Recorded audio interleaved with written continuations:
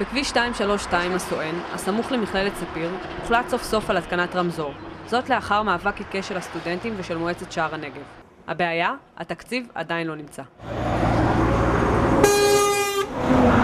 אחת הכניסות המרכזיות לקמפוס ספיר, כניסה שקרובה לכביש 232, התחנה של קווי האוטובוס הציבוריים ושל מוניות השירות, כל התחנות שם הם מעבר לכביש, מה שגורם לזה שרוב הסטודנטים שמגיעים צריכים לחצות כביש בין עירוני, וזה סכנת חיים. אין פה מעבר חצייה לרמזור, אין שום דבר, אנשים פה נוסעים במהירות מטורפת. לפעמים אני מתפלל שלא יעבור מכונית, בודק זה, ושם טיסה של 2 עצמתים כדי לעבור בשלום. בהתחלה של כל המאבק הזה אמרו לנו שבכלל אין הצדקה לשים באזור רמזור או כיכר, בגלל שהנפח תנועה שם לא משמעותי.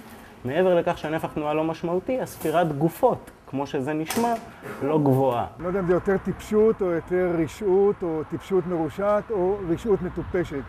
5,000 סטודנטים, צומת מטומטם, זה שאף אחד לא מסוגל לפתור את הדבר הזה, זה נורא. כבר כמה שנים עושים כאן הפגנות בשביל לעשות את המעבר חצייה ואף אחד לא עושה שום דבר. אני מקווה שהפעם כן נצא מזה משהו. המאבק שאנחנו עשינו בתקופתי הוביל להבטחה בסופו של דבר שרמזור יוקם. עכשיו זה הכל עניין תקציבי. הצלחנו לשכנע סוף סוף שאיזשהו סוג של פתרון יהיה. באוקטובר נדמה לי היה פה שר התחבורה, נתן הנחיה, לקח כמה חודשים. לאחרונה שמעתי בטלפון, עדיין לא כתוב, שיהיה לזה פתרון המינימלי ביותר, קרי רמזור. אני מעריך שרמזור זה 100,000 בודדים, ולזה צריך פתרון.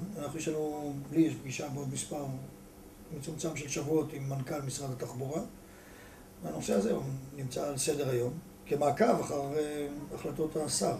לאט לאט אנחנו נראה תוצאות. שוב, אנחנו מדברים רק על השנה השנייה של המאבק הזה. אנחנו נאבקים כאן בגופים בירוקרטיים, סבוכים ומסובכים, זה ייקח זמן. אני לא מכיר מצב שבו שר הורה והודיעו לי על ביצוע, לכל היותר זה יכול להתעכב במספר חודשים, אבל בדרך כלל דבר כזה מתבצע.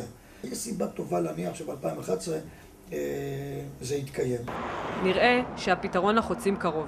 נקווה שעד אז הבירוקרטיה הישראלית לא תגרור נפגעים נוספים.